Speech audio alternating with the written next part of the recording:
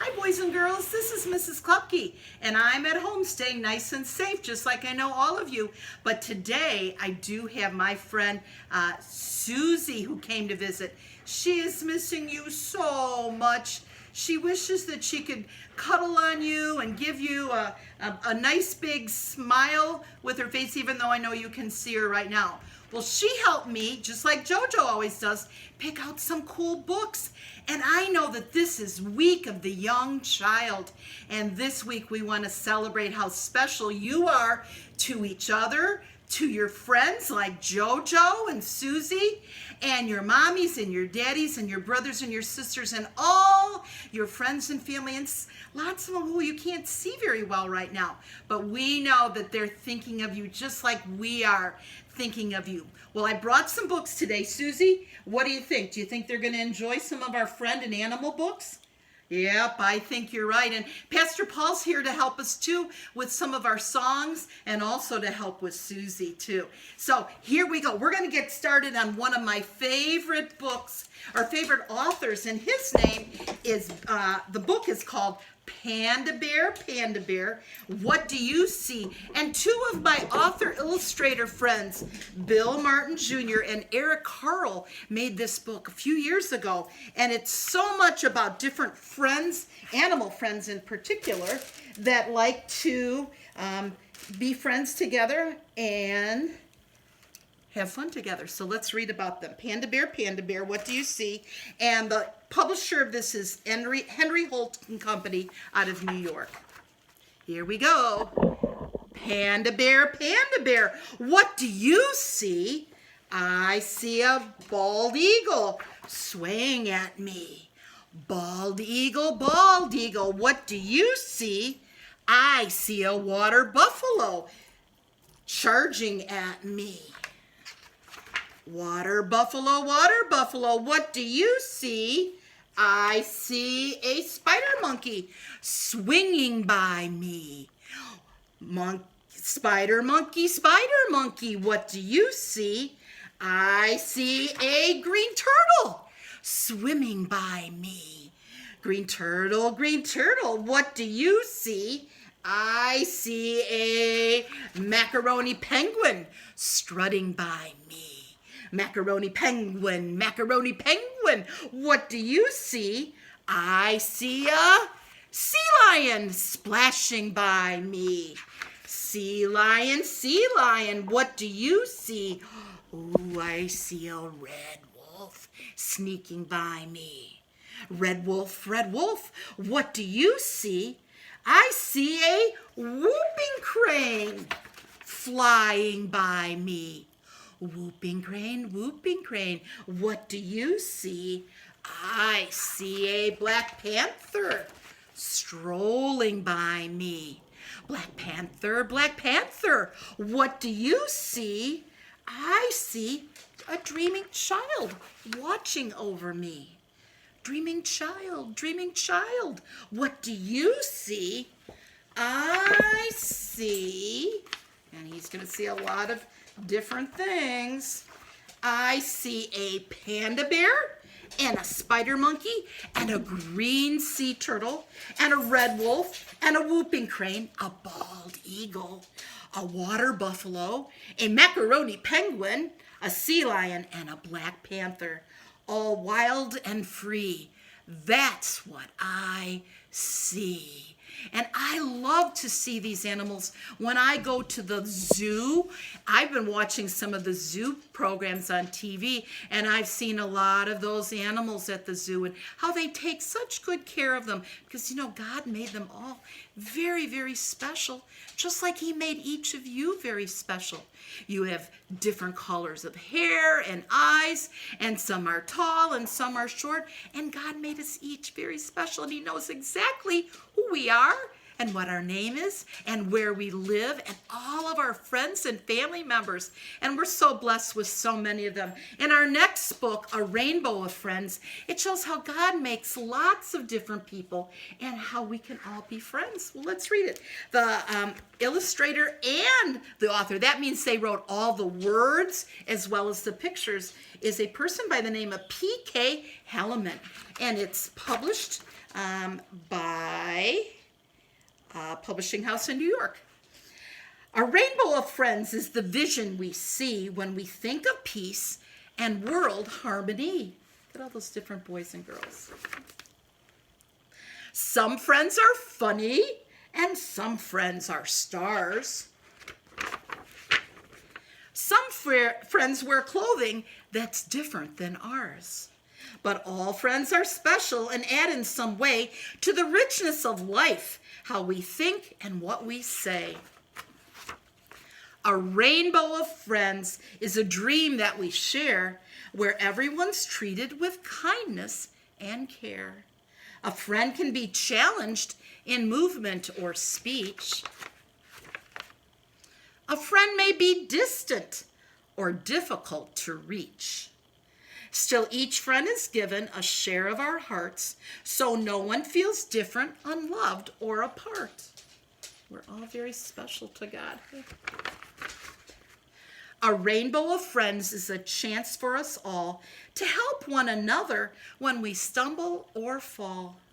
We all have our interests. We all have our views. We all have our strengths and our weaknesses too. And though we may wander a bit or afar, our friends still accept us just the way we are. A rainbow of friends is a bonding together that eases our journey through all kinds of weather, even times when we're stuck in our houses. If we work hand in hand, all the jobs can be done. If we play as a team, we've already won. Our goals can be reached with the greatest success by trusting that others are doing their best. So reach out with love to the people you meet and offer a smile to all those you greet. And that you can still share even if you're not really close to them. The world is a family which happiness demands on a circle of caring, on a rainbow of friends. And we are a rainbow of friends. We all are special and different, but we can all be nice and caring and loving to one another. And we can celebrate how special we are because you know who made us all. Yes, our friend Jesus. He's got the whole world in his hands. And we're going to sing a number of verses. I'm going to give you little pictures of things or to help you remember what the verse is. Please sing along with me and Pastor Paul, who is, I'm going to show you, he's playing his guitar. Hi, Pastor Paul. Hi. Okay, let's do it. He's got the whole world in his hands.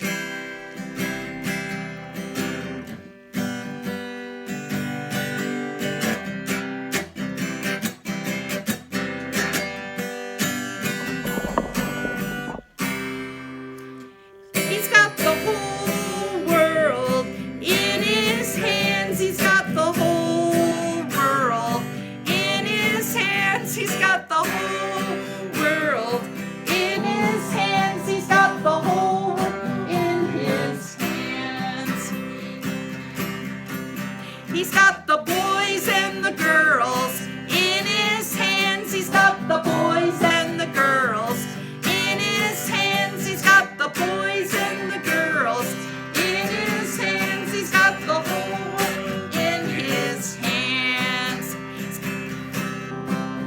He's got the mommies and the daddies in his hands. He's got the mommies and the daddies in his hands. He's got the mommies and the daddies in his hands. He's got the whole world in his hands. Susie left me, so she got sleeping down. He's got the Dogs and the cats in his hands. He's got the dogs and the cats in his hands. He's got the dogs and the cats in his hands. He's got the whole world in his hands. Turtles and the frogs. He's got the Turtles and the frogs in his hands. He's got the turtles and the frogs in his hands. He's got the turtles and the frogs in his hands. He's got the whole world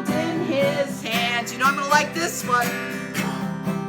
He's got the giraffes and the zebras in his hands. He's got the giraffes and the zebras in his hands. He's got the giraffes and the zebras in his hands. He's got the whole in his hands. Ladybugs and butterflies. He's got the ladybugs and the butterflies in his hands. He's got the ladybugs and the butterflies in his hands. He's got the ladybugs and the butterflies in his hands. He's got the whole world in his hands. These are in my backyard right now. Birds and the squirrels. He's got the birds and the squirrels in his hands. He's got the birds and the squirrels in his hands. He's got the birds and the squirrels in his hands. He's got the whole world in his hands. He's got the whole world in his hands. He's got the whole world in his hands. He's got the whole world in his hands. He's got the whole world in his hands. Woo! Thank you. What a great reminder that God has made all of these beautiful creations. You and me and all the animals. And he did a really, really good job when he did it. Don't you think so? I'm kind of partial to the giraffes and the comfort dogs, but I know that he made all of them very, very special. And I know in a lot of ways you're wishing that you could be with more of these friends and animals right now when we're kind of stuck at home. But you know what? God is taking care of them and blessing them. It's been fun to watch the birds outside just flying around and eating the seeds that we put out, and the squirrels running around and chasing and playing games. They know that God is taking care of them, even though they may not be with a lot of people. Well, my last book is about a little boy, and he has a friend. And his friend is Henry. And he's kind of by himself, kind of like some of us are right now, kind of by ourselves. But he makes sure that this special friend knows that he's loved and that he takes care of him. And I know you've been doing that in special ways for other people too. This particular book is written written and illustrated by a lady by the name of Kim Lewis. And she did the pictures too. So once again, she's a very talented person that God has really blessed.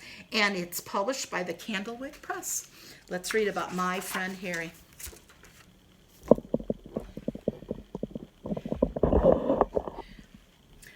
The day James bought Harry, Harry's life changed. James talked to him all the way home. Harry didn't say a thing.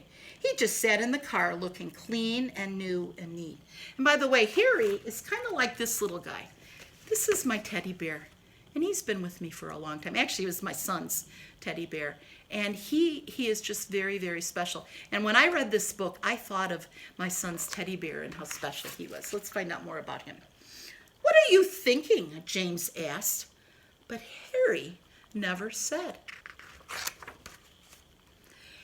At the beginning of every day, when James woke up, he tossed and rumbled the blankets until Harry fell out of bed. "Good morning, my friend Harry," James would say. "What should we do today?"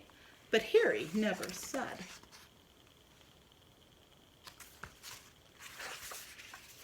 So in the morning, James and Harry went everywhere. They climbed on top of the hill and back again and traveled from one end of the farm to another. In the sun and wind and rain, Harry's skin soon began to wrinkle. Once he even fell off of James' bicycle, and James had to fix his head. And that's what friends would do. They would help each other if they fell. In the afternoon, James and Harry helped his father and his mother. They were gathering the sheep and feeding cattle, fixing tractors and bringing in the hay. Both James and Harry got very dirty. But after bath time, Harry's jacket shrank and his skin began to fade. They really worked hard together as friends. "What are you thinking?" James said to Harry. But Harry never said. So James hugged him tight until Harry's ears began to flop and his trunk began to sag. Sometimes James made Harry stand on his head. And you know what? Harry never complained. "My friend Harry," James would always say. Doesn't it look like they're having fun together?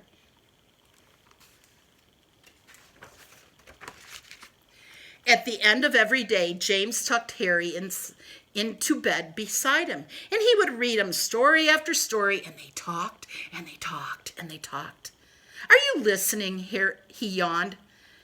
But Harry would just lay close to James and never said, and soon James's dad would come in and kiss them both good night. Dads are wonderful about doing that. They're pretty good story readers too, aren't they? James even took Harry on vacation, squeezing him into a dark bag with apple juice. Oh, but then the apple juice spilled and made Harry kind of sticky. James scrubbed Harry and hung him out to dry. Harry swung in the sea breeze while James and his mom and dad all would run in and out of the waves. I don't think they could do that in Arlington Heights right now, that's for sure.